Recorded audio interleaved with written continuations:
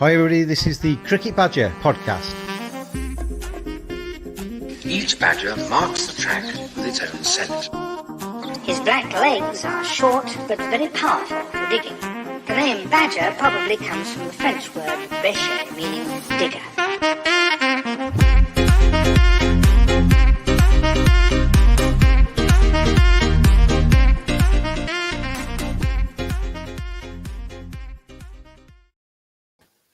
Hello everybody, welcome along. It is another edition of the Cricket Badger podcast, and for once, we're not talking about an England team that has succumbed to an almighty defeat. We're talking about a brave, solid, spirited England resolve that saw them draw in Sydney, and it means, gentlemen, Phil and Mark joining me today, that it's not going to be 5-0.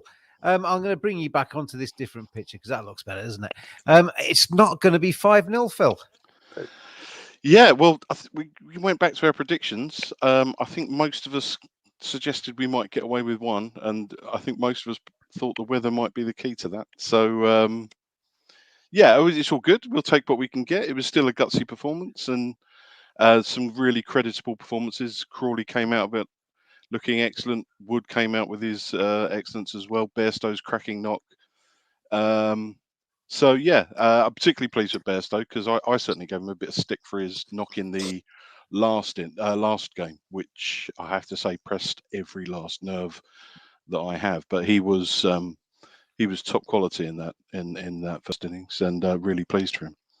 And Mark, if it hadn't been for the rain, Jimmy and Stuart might have even seen England home. Yeah, well, that's a distinct possibility. They had. If they got that 60 overs in, they might have. Jimmy might have got his reverse sweep out, and if it stayed cloudy, they'd have to keep the spinners on. But we got the result. It was a better performance. There was some good individual performances. So Bairstow in particular, as Phil alluded to.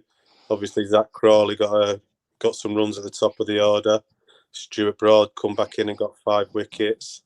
So England performed better as individuals, not as still collectively, but let's not get carried away. Australia dominated the game. 65 overs were lost to the rain, and if they'd got just another 15 or 20 overs of them back, they'd have won comfortably. So let's not get the hyperbole of if the Test series started now, we'd be fine.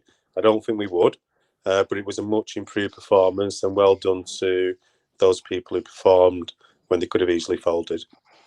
Stick with you, Mark, because you made a comment on our WhatsApp group about a lot of people coming out now and saying, well, if they'd had a proper warm-up, if they'd been in the country longer, if they'd had 3 or 4 games prior to the Test series starting, they would have been like now at the start of this series. But I kind of came back to that with, if you actually look at who's performing for England, they're not actually the people that have been playing. It's Crawley's come in late, Bairstow's come in late, Broad's been in and out.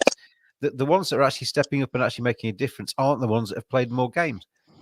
Yeah, I think that was just clutching at straws, really. I think, and as I just said, 65 overs were lost out the game. If those overs weren't lost out the game, England would still have been annihilated. And even the 7 they lost on the final day might have made the difference. So, well, that's right.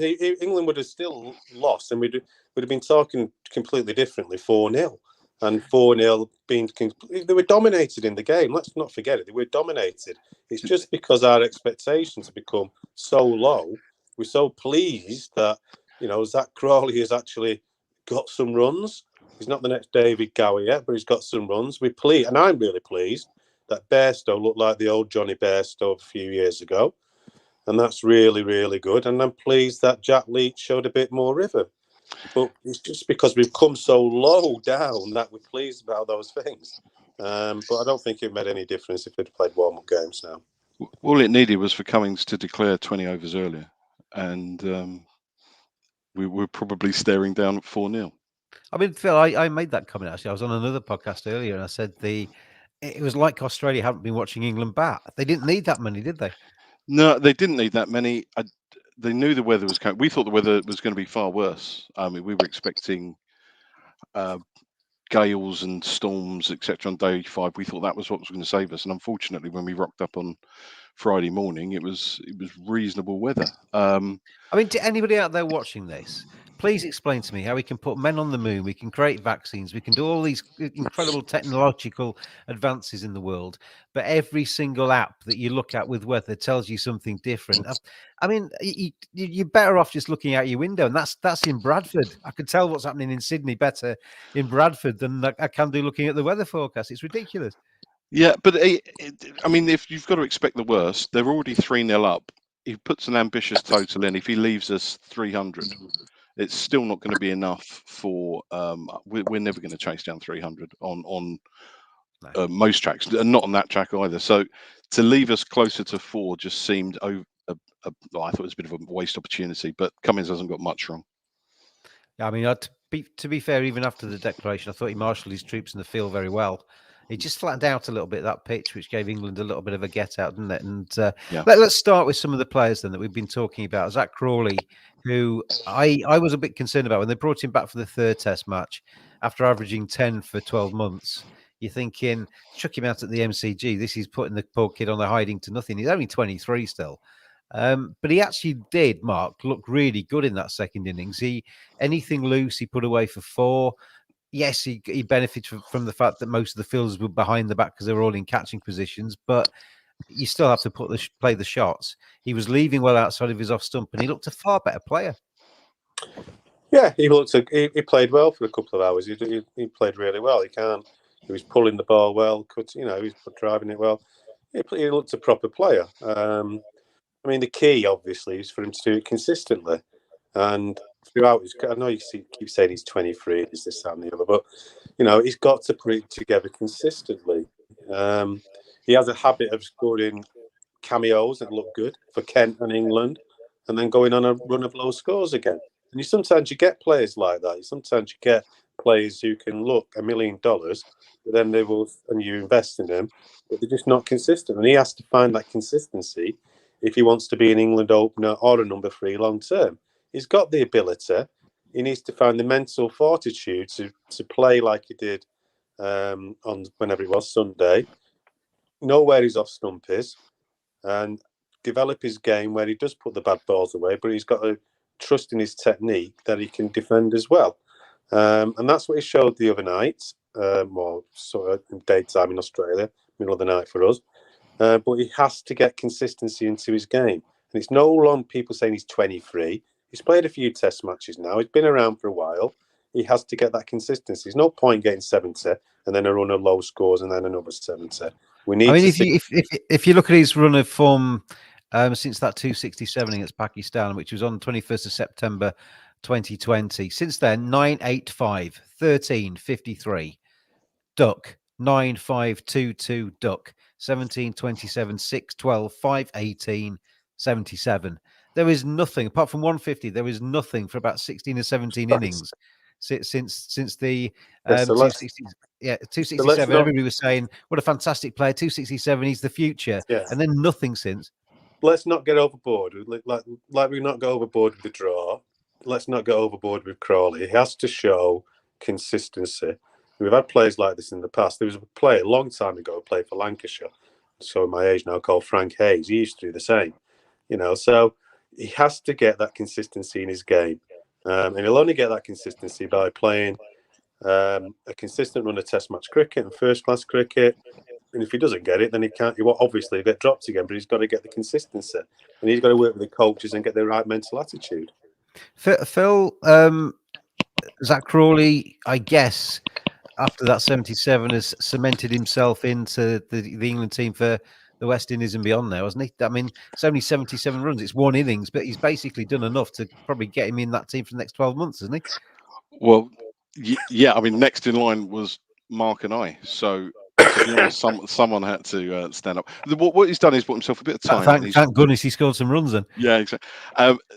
What he's done is bought some time, and he's just released a bit of that pressure. Just taking it, because it was unbearable it's unbearable for me just watching Burns, and it's horrible watching Hamid go through the same pressure cooker happens every time he's out there. You're just I've got a horrible feeling you might be watching Rory Burns again in the coming week. Yeah, I know, but I mean, there's so much has gone on that hopefully that's just taken a bit of the sting out of it. and Crawley's 77. We finally got an opening partnership of, was it more than 30? So it's just anything to take the edge off of the pain that the openers have had to suffer in this series. But I mean, Mark's obviously absolutely right. But just taking that bit of pressure off, buying himself a few test matches. Of course, he's starting in the next test match. Whatever happens there, it's a bit of a dead rubber. He can live off this one at least until we start in the West Indies, and then hopefully things will be a bit easier, and he can use the confidence that it brings. Cricket is such a confidence game. It's such a mental game that he hopefully uses this. Clearly, he's bright enough to understand leaving on length, because that I thought was the best bit of what he was doing, was leaving stuff. I thought scoring wise, it was all a bit leg side. But then if they're going to bowl straight or down leg side, you've got to put it away. But I also think that it wasn't the longest of innings. He was going along at a fair rate. Was it 77 off of 100 balls? I love a bit of filth. I love people to grind out, a 200 ball 50 just to make someone suffer. I'd like to see a bit of that from somebody. Obviously, we got that from Butler a little while ago, but that. Yeah, you're on the swear box for mentioning him, so we won't mention him anymore. I'm not even allowed to mention my own surname, am I? No, no. But we'll take it for what it is. It's only a positive. He's in the second innings, and let's give him a bit of time now to make the most of it. Anybody watching? Anybody on Facebook, Twitter, or YouTube? Send us your questions in. Post a question, we will discuss, as it said on the screen. Jonathan Young has done exactly that. He says, James, you asked on Twitter what Ashley Giles, has been doing. I think he's been what can only be described as marking his own homework in prepping the reports of the Ashes series defeat. Thanks for your question, Jonathan. Send anybody else, send them in if you want to. Ashley Giles is there's going to be a lot, assuming that England don't win in Hobart, which will probably mask everything. There's going to be a lot of fallout from this tour. Some people may never play for England again. They'll look at the coaching structure. They'll look at everything. Ashley Giles will write a report about what the future of English cricket should be. I think Ashley Giles is actually quite at fault for this. I mean, Mark, giving Chris Silverwood pretty much autonomy on who gets played, how you coach, everything else, almost passes the buck to Chris Silverwood. So he's in the firing line, and Ashley can just kind of like stay behind the wall and wait for what happens. And as we saw in Sydney, I mentioned it on Twitter, I didn't see Ashley Giles at all until they were batted all the way through the afternoon session. Ben Stokes walked off with Johnny Bairstow. Ashley Giles was the first one to appear at the top of the balcony to wave them all in. He seems to be looking for good PR at the minute rather than actually a good future for English cricket, as far as I can see.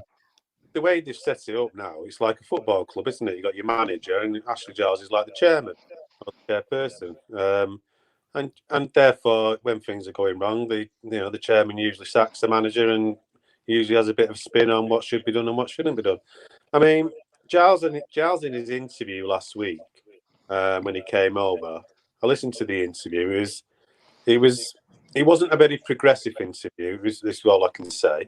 It was an interview from a leader who was basically on the defensive and making excuses and looking to the 1990s to justify this tour when we've moved on from them. We've got central contracts and all different types of things different from the 90s. But also talking about the first class structure and all the stuff going on in county cricket.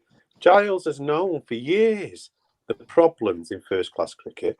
But, he's been a coach he was a coach before he was England director and whatever. He knows the problems. He hasn't addressed them. All he's done is exacerbate them by going along with the process over the last 2 or 3 years. So for him Mark, one of the things that he said was that he hadn't had time to plan for Australia because of everything that they've been doing in COVID and what have you. I accept this mitigation. Just let me finish. I don't either. But he also said that, as you said, systemic problems in the domestic game. Well, you've been in the job enough now, Ashley, to actually have set the ball rolling to actually do something about all that. He said as well that they play too much cricket. Well, somebody at the ECB signs off for all of these series they're playing. So at some stage, somebody should say, we're playing too much cricket. Let's not go there and there. It was a litany of excuses in terms of we're playing too much cricket, we're doing this, we're doing that, we're doing, there's a litany of, and talk about preparation. Yes, obviously COVID's impacted. It's impacted every side in the world, and England have played more cricket than a lot of other nations. But it was Giles who was saying that 7 months ago, going into the English summer, that we're well prepared for the Ashes, whatever happens. Yeah. That we've got all these bases covered, that we're planning, we've done this, we've done rotation, whatever happens, it'll happen. And then we get to Brisbane and they leave Anderson and Broad out. And then Giles obviously comes back and said, well, obviously I have to look at the selections and I have to look at obviously those things. That's how he's putting Silverwood out to dry. But as you say, he's put Silverwood in that invidious position. But it was Giles who was saying on an interview, I heard him say on an interview, we have all the tools to win the Ashes about 7 months ago. So, he gets paid a lot of money. He's the head honcho, so he should be accountable. I'm not saying he should be sacked, but he should be accountable and recognise the mistakes he's made and rectify them and say they've made mistakes rather than making excuses. Phil, as Jonathan sort of hinted at in that question, it's kind of a little bit strange, isn't it, when the person who is in charge of cricket, and it's probably the buck stops with Ashley Giles and Tom Harrison and Ashley Giles.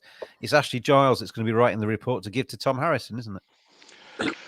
Yeah. Well, someone's got to write the report, and they'll be aware of the issues. In terms of interviews he's given in the past, I mean, it's a fair point to make.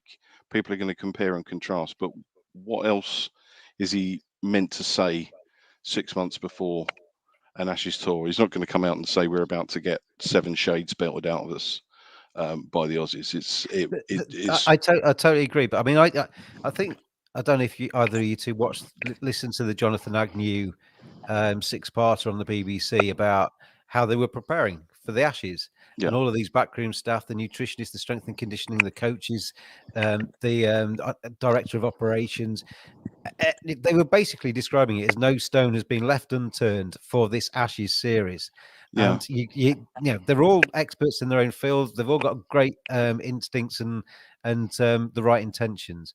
But if all of that's been going on, and Jonathan Agnew's documentary lasted for 12 months, and they've been working before that. See, Ashley Giles can't stand there and say they've not been planning for the Ashes, can he? No, look, he can't. Oh, clearly they've been planning for the Ashes, but it doesn't necessarily follow that all that planning will lead to success. I mean, but for that planning and that preparation, we could have been losing Test matches in 2 days. I mean, it's inconceivable that all that preparation hasn't had some positive effect. It might well be covering some cracks that we don't even know are there. To be I mean, brilliant. the thing that annoys me or worries me mostly is England have lost 5-0 in Australia before. We've all seen that. They've gone down under with all the hopes and dreams and come back with 5-0 defeats. But at least in those 5-0 defeats, they've been close and they've had first innings leads in a couple of the Test matches. They've ended up losing, and at least they've competed for sessions and days of those matches. Apart from in this last one where they hung on for a draw, they've not competed at all, really, have they? No. I mean, there's no argument really. This is as close as we've got to a competition, and this was almost an innings defeat in and of itself again. So it was it was massive. This would have been a really massive defeat. With 200 runs, were we behind still at the end? So we're not competing sufficiently. We're not even really winning sessions. But when you look at what's there in the background, it's not really a selection issue. I mean, what's there? What's different? There's nobody we're pointing at. I suppose you've got Archer injured. He would definitely have been significant on this tour. Well, Archer and Ollie Stone, maybe. Yeah, but I'm not sure bowling is really. I mean, we haven't looked incredibly attacking, but it's the batting that appears to be the issue. We've made. I mean, Mark, as Stuart Broad said in one of his interviews, he said, he was suggesting the bowling wasn't the issue, because if England are scoring 147, what can the bowlers do about that apart from bowl Australia out for 147, I guess? But he has a point, doesn't he? Well, it's simple, really. If you don't score runs consistently enough, you're not going to win Test matches. You may do occasionally. You may get bowled out cheaply occasionally for 100 and still win. But over time, you're going to lose, and that's been the problem for England for a long time now. So Broad was absolutely right, and you're putting more pressure on the likes of Broad and Anderson. They're not getting any younger. And you look at Jimmy Anderson's stats for second innings over the last 18 months, and you can see his stats are down. But he's out on the pitch every other day, bowling 20 overs. So I think any bowler's stats would be down in the second inning for this England batting. It's atrocious. And so Stuart Broad was absolutely right. I don't like the idea of divisions between batters and bowlers in camps, but he was right, and I'm fair play for him for saying it. I actually don't think there are too many divisions in that England team. I think the press obviously at some stages almost tries to manufacture divisions in a losing side, but I've kind of watched them quite closely coming out on the pitch. Everybody seems to be, together in that England squad, which at least that shows something in the management and shows something in Joe Root's captaincy, that despite the fact that, I'd be the first to admit that Root is probably not the best strategic captain, I think he's got that squad together and he's got that dressing room together. I think he still holds the dressing room from what they're saying. I think the press have obviously made quite a lot of noise about the so-called divisions. But I think there's some solid characters in. There's some strong characters in there, but I don't think you could question the character of people like Anderson, Broad, Butler. There's a difference, Mark, isn't there, between in a team environment, whether it's an office or a sports team. There's a difference between speaking up and being honest and critical and constructive, and falling out, isn't there? Yeah, and I think this England team, not just on the cricket pitch, but generally in the awareness they've shown of lots of different issues over the last 18 months, have shown themselves to be, highly articulate young men. So I think there's a good team spirit there. They're intelligent guys. You can see that simply when they give interviews and they talk. So I don't think there's huge divisions there. Whether Root's the right captain on the field, I have my doubts about. But I think they've pulled together. They've worked as hard as they can. They've tried to rectify the situation, but they're simply not as good as Australia. And it's not a great Australian side. And they haven't been able to compete because they're not good enough compared to that Australian side at the moment. Phil, I know Mark was ahead of Hasib Hamid's inclusion in the squad and in the team, was thinking, is it too early? Does he need to get more under his belt in county cricket? I'm taking that out of Mark's mouth, but I've heard him say that before. But he's having a torrid time, isn't he, Hasib? Would you stick with him? It's really hard to say, because in an ideal world, we'd take him out of the spotlight and give someone else a rest. But the alternative is shoving Burns back into the spotlight. And he's got his own issues. So we're damned if we do, we're damned if we don't.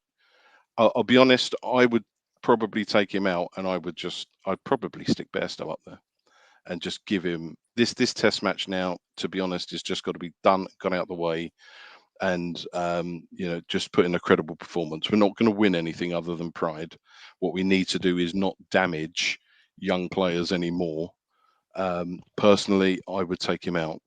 But as we don't have a natural opener in there, it's not an ideal position, particularly as Johnny has just gone in and had his knock and hopefully restored a bit of confidence, to then take that, someone who has suffered from moving up and down the order constantly, to then ask him to open, I agree, is far from ideal. But for me, it's too much to ask someone who is young already, who clearly is struggling with the pressure, to carry on in this. I mean, I suppose the only saving grace is there's nothing riding on this anymore, and I suspect if you asked him, he would say, well, I'd rather play, and I'd rather take my chance and show you that I can do it. But my instinct is that irreparable damage is being done to careers at the moment. Mark, Hasib Hamid is struggling. You were right. There's not many times I say that to you, but when you're facing the new ball, in Australia on bouncy tracks that you're not used to, against the likes of Pat Cummins, Mitchell Stark, and then Scott Boland coming from nowhere and bowling fantastically well, or Josh Hazlewood earlier on in the series. It isn't easy, is it? No, it isn't easy, and that's one of the reasons why I was worried about taking him to Australia. That this type of thing could happen and destroy his confidence. I would actually give him the last Test match. I would see no point in taking him out now. I think actually it might destroy his confidence even more if you take him out now. He'd be desperate to play in that last game. There's nothing. I mean, England obviously wants to win it, but yeah, I mean, I've got emotional kind of not ties with him personally, but from a professional point of view, as a supporter watching him, to want him to do well. But there was a great article written by Steve James in the Times yesterday. I'm not a cricket coach, so like he is, but everything he said was kind of what I think. For me, is too static in the crease. He pushes his hands forwards. He doesn't get forward or back. He's so rigid and static and almost terrified that he just gets lost. And he's lost all his movement of going forward or back. And he just gets stuck in the crease and he doesn't get out to great balls. It's like he's a walking wicket. But even so, I think it's probably because of my supporter attachment to him from a while ago. I'd still give him the last Test match. Burns, they took Burns out to work on his technique. He's only been out the side 2 weeks. And I saw that they said that on the television coverage yesterday or day before, and they showed 3 or 4 balls in the nets that Rory Burns was hitting and saying he's been working on his technique. They've sorted him out effectively. And I was watching his front foot going across towards his off stump again, and it was no different than before. And I'm thinking, yeah, that doesn't look any different to me, Rory. It might look great in the nets, and you might be hitting the ball nicely in the nets, but as we all know, hitting the ball in the nets and hitting the ball in the middle is not the same thing, is it? No. And I would like to see Hasib stay in. I'd like to see them. If you choose somebody, I mean, we've seen Josh Butler get 56 Test matches, for goodness sake. That's an extreme. But you at least, if you identify somebody that you believe in, you've got to give them a little bit of a run, haven't you? I think with I think he got those. I think you personally, I would give him the net. I'd always give someone one extra Test match than one less, or one extra game. Perversely, the pitch at Tasmania may play into his hands slightly more. It might be more of a typical English pitch where it's not so bouncy. It might just seam around a bit more. I'll tell you what, our friend Rito from India has been in touch. And Rito's message is, Hobart is England's best chance of winning a test on this tour. Cool and wet conditions. It's definitely cooler there. Pink ball, which I know what you said, like Australia has never lost a pink ball test. And the pitch should be as flat as Adelaide. Mind you, shouldn't be as flat as Adelaide, he says. Mind you, there must be a lot... Their batting must be a lot better, though. I mean, yeah, that final point goes without saying. They need to score runs, otherwise they're never going to win the Test match. But Phil, by all accounts, I've never actually really seen a game in Hobart, and I'm looking forward to that test. And it's great that Australia or Cricket Australia are taking it to Hobart rather than thinking, where's the biggest stadium? Let's sell them as many tickets as possible. But it does give England, I guess, a little bit of a chance, doesn't it? Yeah, it does. I think mainly because the Aussies won't have the... I mean, obviously they'll all have played there and they'll all be used to it, but they won't have played there in a test format. It'll be, it'll be novel to them insofar as it's novel to us. So that maybe a slight leveler. The problem I have is that we put all our eggs in the basket of the day-nighter before, and that was going to be our best chance of winning, and that was a royal slap in the arse. Well, I did say before that England's record in pink ball Test matches isn't fantastic, and Australia's record is absolutely excellent. They haven't lost at home or haven't lost a pink ball Test match anywhere. And the other issue is the Australians are far more competitive in English conditions than we are in Australian conditions. So look, when we had our predictions at the beginning, I think I said 3-1. We'll sneak a dead rubber at the end in Hobart. This is as optimistic as I'm going to get about one. I'm still going to stick to that 3-1. Going back to the team, we've done the openers and Rory Burns. Let's move further down. I'm going to mention him. I've got to. He's part of the team. Josh Butler. He's heading home. I mean, in the last Test match, Phil, the middle order, the Stokes, Bairstow, Butler middle order. bones were falling off. There were pieces, wheels were coming off. They were broken men, weren't they? By the end of that Test match, they'd been hit and hurt, and Yeah. that 5, 6, and 7 in the order was the walking wounded, and Joss Butler's on a plane home now. But it was so admirable to watch him put up with that and still fight on. I mean, that's what makes, you know, that's what makes it all tolerable, is when you see your team competing in that way. The juxtaposition with previous performances is so evident, it's so clear, and so frustrating. It's what makes the previous performances so aggravating. But that said, I have to say, every time Stokes hit a ball, I just started thinking, I know. how much damage are you doing? And He the problem is, literally winced after every movement, didn't he? yeah. And you just think, well, you love to see someone showing that level of commitment. It's such an inspiration. But equally, you know how silly it is. You know, and in a lost cause as well. I mean, if there was an Ashes riding on it, yeah, you understand it. But we might live to regret a few of those. You know, when you watch those feature films, Phil, when the Marine is taken prisoner and they're torturing him, trying to get the information, Ben Stokes would be the last one to give out anything, wouldn't he? Yeah, he seems to have a very high pain threshold. He does. Look, I mean, the superlatives have been used by other people about it, but and I doubt I'm saying anything novel. But he is, you know, he's the type of competitor everybody wants, and I think it's when people ask you who's the best all rounder we've had, and you're comparing Flintoff and Botham, and there'll probably be the three names that are tossed into it. I'm sure you'll chuck other ones in. I do wonder if it's this level of defiance that might make him ultimately, when we all reflect on careers at the end of them, who our favourite all rounder is. I have a feeling he might well be my favourite of all of them. Mark, on Ben Stokes, just kind of developing what Phil said there. I've seen a couple of people suggest that he's not a great batsman, but a player of great innings, and that it doesn't necessarily mean the Headingley one all the time. But in the same way, in the last Test match, that was a great innings because that was pain. Every single shot he played was pain, and he was doing that for the team, wasn't he? He was, and I think averages can be misleading at times. It's when you get your runs it's important.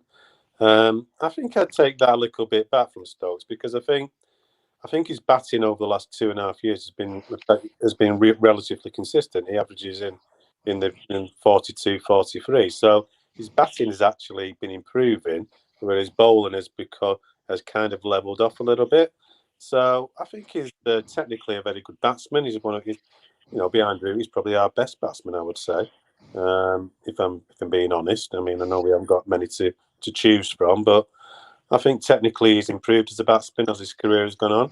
He gets runs when you want them, so he gets the hard runs. He's capable of being explosive, as we saw Headingley, where he was explosive and defensive. So he's got all facets to his game. So one of the things that illustrates a little bit what we were saying, though, is that I saw the stats of his Ashes stats, and his first innings average is 24. His second innings average was about 50 something. England, it kind of goes back to what we were saying about England need first innings runs. And Ben's another one that doesn't necessarily get the first innings runs, but then almost dies trying to save them in the second innings. Yeah, well, there is that possible criticism of him in that respect. Be interesting to see if he's, what is if we take this series out, what his first innings runs against Australia in the last series was compared to previous. But I mean, we can make all those comparisons, and yes, we need to get more first innings runs on the board. But I think generally speaking, Ben Stokes has improved significantly as a batsman, and rather than saying he's a batsman who plays great innings, I just think he's a very good batsman who can adapt to different situations. And I think he's found his rhythm in the last Test match. He's been played much Test cricket, and he showed in that last Test match what a brave batsman he was, but also what a very good batsman he was. So I dispute that about he's a great innings player. That I think he's a good player.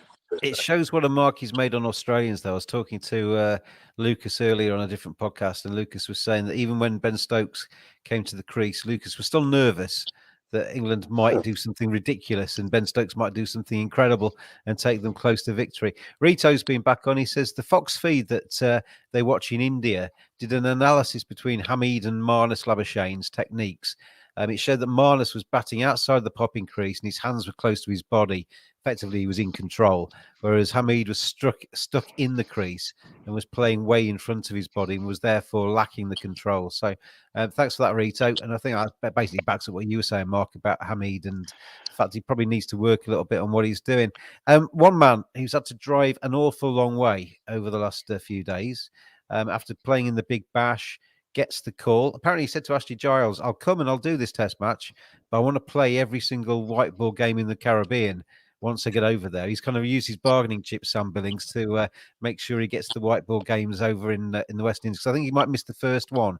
But he's had to drive 9 hours down 500 miles down the Gold Coast, I think, to get to join up with the squad. But an opportunity, Phil, that he wasn't expecting. It's an opportunity that if we'd been in England, he probably wouldn't get. But because he's there, because basically the wicket keepers have all fallen on the and got broken fingers and are struggling. Sam Billings looks like he's going to get a go. I thought a kind of in tandem as well. Ollie Pope, I thought, in the second innings did very well with the gloves. Yeah. I mean, it's easy to come in with. It's all about expectation, isn't it? Ollie Pope goes in. No one's expecting. I mean, I know he can keep. We all know he can keep, but our expectation levels are so low that when he comes in, and he did, there was that bouncer from Root, wasn't there, which everybody liked, and he took it. I think that's my favourite moment of this Ashes series. Actually, it was a cracker. It was. I love the one for the over from Khawaja afterwards. Yeah. That really made it. Pope did a decent job. I wouldn't want him keep him permanently. I mean, Billings. I like him as a player. I've had the pleasure of speaking to him once. He was quite an impressive character. I found him to be anyway, and he's a very intelligent, articulate fellow. Very articulate. I had about 20 minutes with him, and he was a really intelligent, articulate.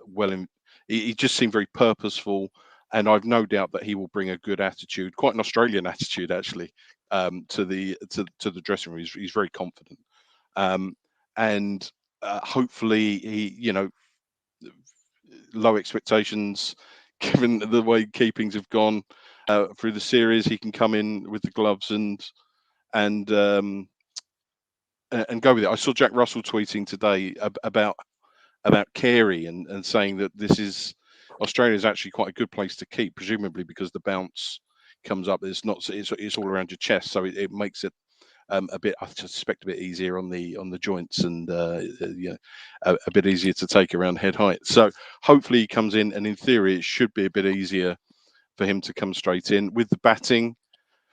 I personally think of him as a bit of a one-day player. I think he's quite in the mould of Joss Buttler in that regard. But for a one-off test, hopefully he'll come in with no baggage and take his opportunity. I mean, he's certainly got the mindset. You mentioned Carey there. I mean, he's had a bit of a dodgy time with the gloves as well. And I think Australia have actually saddled themselves with a Joss Butler-esque kind of problem with Alex Carey, because he's very similar. I think his batting's maybe not. He's very good in one-day cricket, but maybe not quite attuned to Test cricket, and his keeping's not quite top quality. So, it's going to be interesting to see how Australia deal with that. It's the Gilchrist problem. Everyone's looking for the new Gilchrist, including the Aussies. And Gilchrist was an exception. There's a Gilchrist mould somewhere in the Australian Cricket Board, and they're trying to in pieces shove people into it, aren't they? And they don't quite fit. In terms of Sam Billings, though, Mark, he's got an opportunity. You would think, everything else being equal, no, in England they'll recall Joss Butler for the West Indies, but if it's not going to be Joss, it'll be Ben Foakes, who you'd imagine would be next in line. But Sam Billings could cause England a problem, couldn't he? If he keeps beautifully and scores back-to-back hundreds, then England have a bit of a problem there. Well, if he does that, yeah. I think he is an impressive character. He's kind of grown on me as over the last couple of years, really. And I think he's quite an impressive young man. I keep saying young man, I'm getting old. So, and it'd be interesting to see how he goes. Anybody under 45, that's basically for what you said. Right, they're all young. It'd be interesting to see how he goes, because he's a solid character. And as a left field pick, you might be looking at your next wicketkeeper captain there. So yeah. I'm Well, just throwing that out there. no, Because it's right. I mean, I've seen a few people say that, and I mean, Joe Root, whether he continues or not, they'll decide that, I'm sure, after the series is finished, and they'll sit down and talk about it. And if he continues, it's not going to be forever. So at some stage, there's going to be a captain comes in to replace Joe Root. And I think one of the things England have got to do over the next year, two, however long Joe continues for, is work out who that captain's going to be, because there's been no obvious candidate, because they're not really put in anybody that's got captaincy credentials, I don't think. And Sam Billings has, maybe Tom Abel has, Will Rhodes at Warwickshire has. There's other people out there who have got proven captaincy records. It's just whether they can play Test cricket. And the hiatus between now and Joe actually finishing as captain could be a chance to blood a couple to see what they can do. I think Billings, see how Billings gets on. Personally, I think that's the end for Butler. I don't think he'll go to the West Indies. I think that'll be the end for him personally. So it'll be interesting. I didn't think, Mark, that I didn't think Joss looked at all happy all the way through this Ashes. I mean, I've been critical of him for ages, but at least he's been bubbly and a bit, you can see the sparkle in his eyes sometimes when he was playing for England, but he looks dead behind the eyes during this series. Yeah. And he looks like he's just fed up with it all. He's played 57 Test matches now, 56. He's not going to get any better. I mean, we've had the argument now for nearly 2 years. I've defended him, you defended him, but I think you haven't defended him, but he averages 30 odd or whatever. But I think England are now going to move on from him. I think this is the right time. They'll see that as the right time. I don't think he'll go to the West Indies, and I think we'll be interested how Billing gets on in this game. You've got Folks, as obviously who's in the background. You have got Ollie Pope, who obviously kept very well, and you've got other keeper batsmen in county cricket as well. They're all over the show, aren't they? So it'll be interesting. You've got James Brace, who just got 100 on the Lions tour. Yeah. So there are other options. So I think this will be the end of Butler now. I'm pretty convinced about it. Yeah. So it'll be interesting to see how Billings gets on. I was speaking to a current county wicketkeeper last week, and in defence of Butler, they pointed out that he had to learn his game in the Test arena. But then he also pointed out that he's 55 tests in, and by now, if you're going to learn it, it should have been learned. He played plenty of first-class cricket. Somerset played. He's only got 6 first-class centuries in 120 odd. It is what it is. I mean, it's not a bad. He is what it is, and I think we've tried to rightly think, we've picked him in the Test matches, thinking he's the next Gilchrist again because everyone's got this Gilchrist mold. But actually, he hasn't got the game for red ball cricket. He's a white ball cricketer. Do you know what it is? I think it's, if he was in any other batting unit, he'd have been a success. I think if he was coming in under less pressure, if he was coming in with teams that he wasn't constantly having to try and save Test matches, I think we would have seen a bit more from him, because we haven't seen it in first-class cricket. I mean, he's got exactly the same record in first-class cricket as Test cricket, so I'm not so sure, Phil. I know what you're saying. If he was playing Phil, as well, the other thing is that this is England's Test team, and it is Test cricket, and this is how Test cricket works, isn't it? You don't always get the platform to tee off from, and very rarely in England's team do you get that. And the challenge, I mean, what Gilchrist did do to kind of get that Gilchrist mould out again was when he came in at 300 for 5, he turned it into 500 for 5. Yeah. When he came in at 64 for 5, he'd still turn it into 300 for 5 because he was capable of rescuing and teeing off, and that was the difference. Yeah. That I'm just conscious that Jos Buttler has got so much stick, and the point you rightly make is that he has looked absolutely miserable behind the stumps, and you're never as good as people say you are. You're never as bad as people say you are, and he has had a torrid series and a torrid few series. I just think in a better team, we'd have seen more of him. You're right. The circumstances are there. I just think we need to bear in mind that, that he has had a lot to contend with in this particular backline, as they all have. Each individual in this team has had to put up with the fact that there are significant deficiencies all around this batting unit, and therefore they're all being expected to to stand up and identify themselves as the hero of the team. Root is the only one that's managed to do it. I felt that Ollie Pope, actually, it was, I don't think Ollie Pope's the future for the wicket keeping spot, but when he came out, he was chirpy. He was kind of like, the body language was positive, and it actually made a real difference for me watching it, because you could see him, he was up for it, and he was sparking, and that was transmitting along the slip cord and around the rest of the field, because the wicket keeper such a vital role. It sets the tone, doesn't it? And your point about Josh Butler and the England team, I think with Joe Root as well. Joe Root's been brilliant for the last 12 months. His record third highest aggregate scores in Test cricket, etc. But if you, in one of the rain periods, I was watching some old footage of the 2010-11 series. You put a batting order where Cook, Strauss, Trott, Root, Peterson, and you watch how many more runs Joe Root would have scored, because he wouldn't have had the pressure on his shoulders to try and carry the batting order. He'd have just batted around the rest of them. Do you know what, mate? I wonder if it's actually made him as a batsman. I wonder if there are certain players, I think, that I mean, it's a bit like Stokes. When he has to, he gets down and he makes those runs. I think Root is that type of character, and he's had to carry it almost single-handedly. I wonder if in a better lineup he might have been slightly more anonymous, because he didn't need to make those runs. But we'll never know. So we'll speculate. I think it's all hypothetical, isn't it? I think the issue with Butler is we talk about deficiencies. Well, he's one of the deficiencies. Root is the only person that isn't deficient. He's had a great go at it. No one's criticising him. I think he's had a great go at it, but it just hasn't worked out. So he can go and be a great white ball cricketer. End of story. But I'm certainly not criticising him. I'd certainly say to him, thanks, Josh. I mean, I was never in favour of Josh Butler coming back in 2018, as you all know. But I actually admire him for giving Test cricket a go, because Test cricket, I love Test cricket, and he's tried. And he's trying to make himself into the best Test cricketer he can be. He may not quite have done it as well as he would have wanted, or I would have wanted, or anybody in the English team would have wanted. And I think it's time to say to him, thanks ever so much for trying. It's been great to see my name on the back of a Test match shirt for the last 3 years. But it's now time for you to go off and dominate white ball cricket and be the best, the best in the universe. Replace the universe boss and be the best in the universe. Chris Silverwood. May he get well soon, and his family, with the COVID and everything like that, because regardless of everything else, that's far more important. So if you're watching, Chris, good luck and good best wishes to all of your family. But there is a kind of slightly unfortunate narrative for Chris, isn't there? That he's the best performance England have put in was when he was in a hotel room, not with the team. Phil. Yeah, well, yeah, it's difficult to argue with again. All I'd say is I'd take him back at Essex. He did a fantastic job with us. So if it's the end of his race, and I still think you've got a poor hand that he's had to play.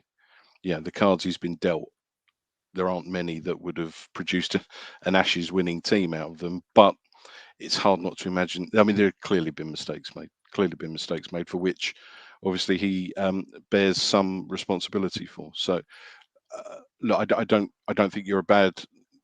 He's a bad coach. Good coaches have bad series and bad runs or bad luck, but it's not working, and it's inevitably going to have to be reviewed at the end of this series, I suspect.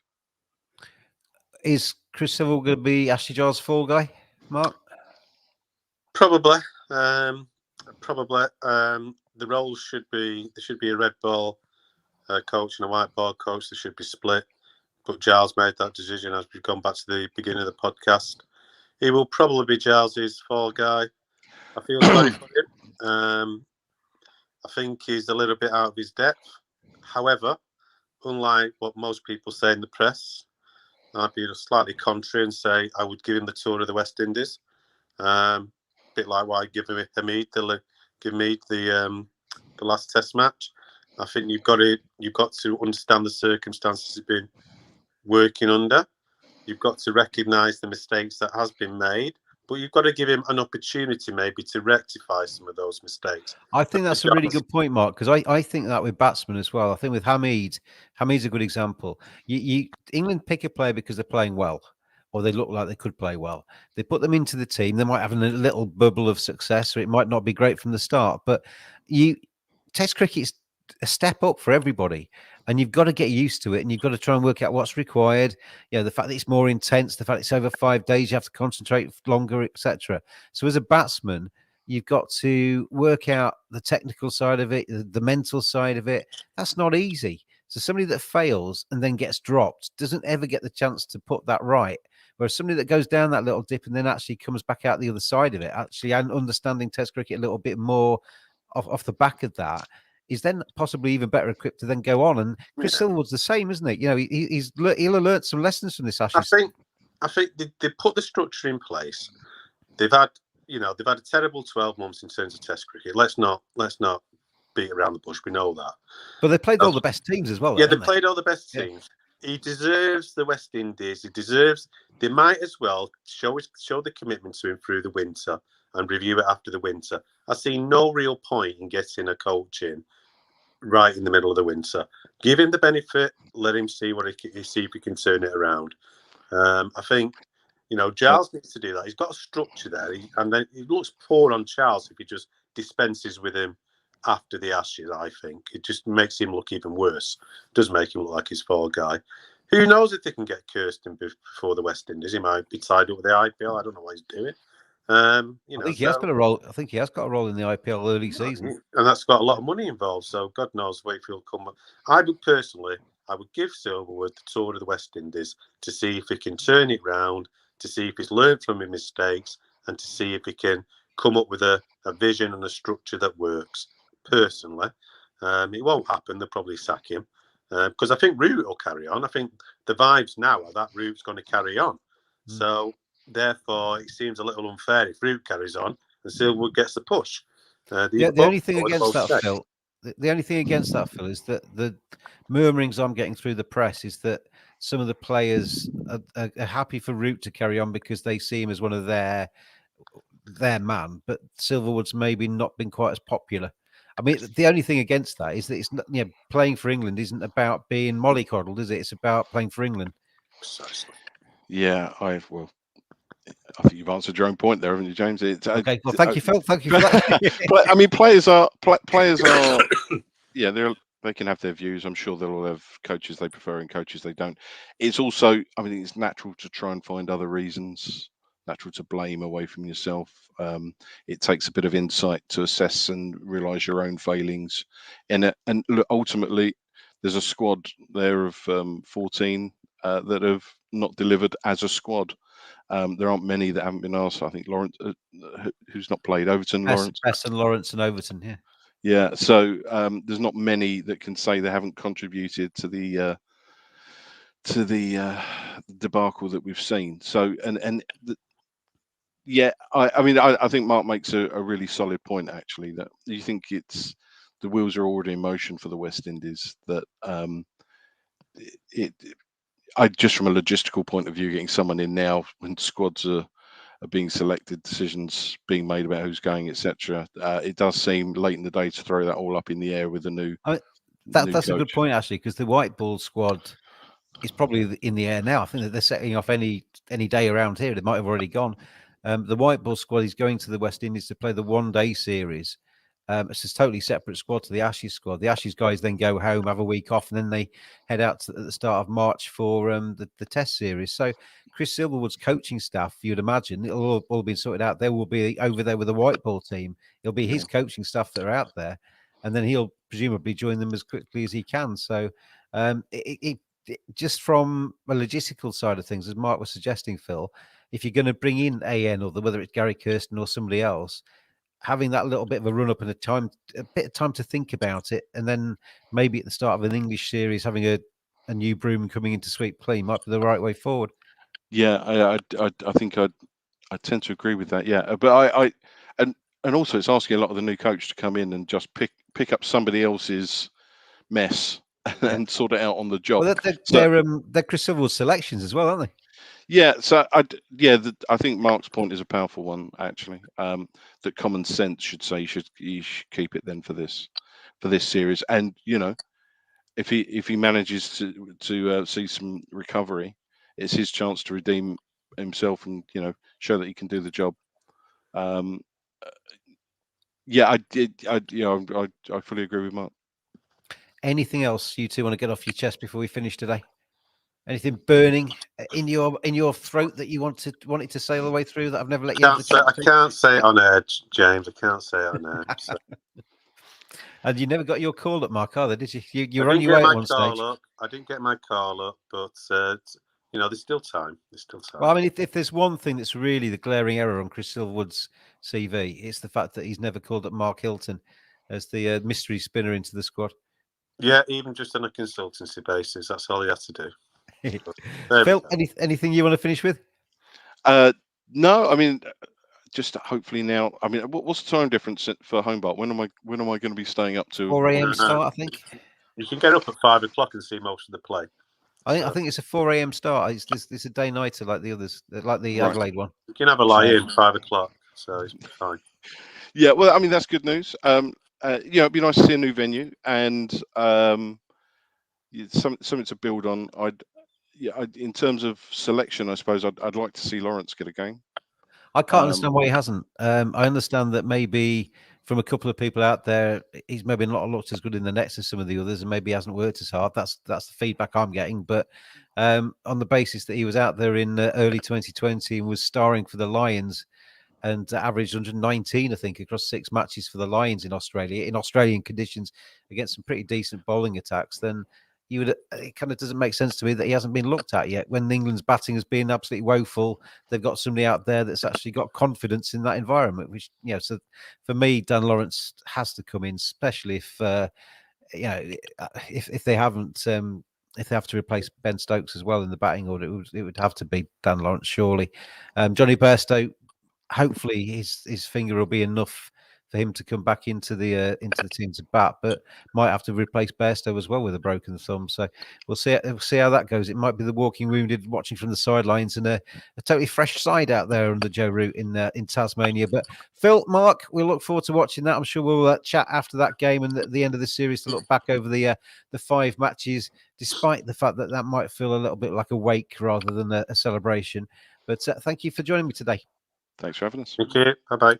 And thank you, everybody out there, for watching stroke listening, the Cricket Badger podcast. Heading into 2022, not long now till our 500th edition of the Cricket Badger podcast. That'll be coming very, very soon indeed. So looking forward to bringing you that and looking forward to talking to you all very soon as well. See you again next week.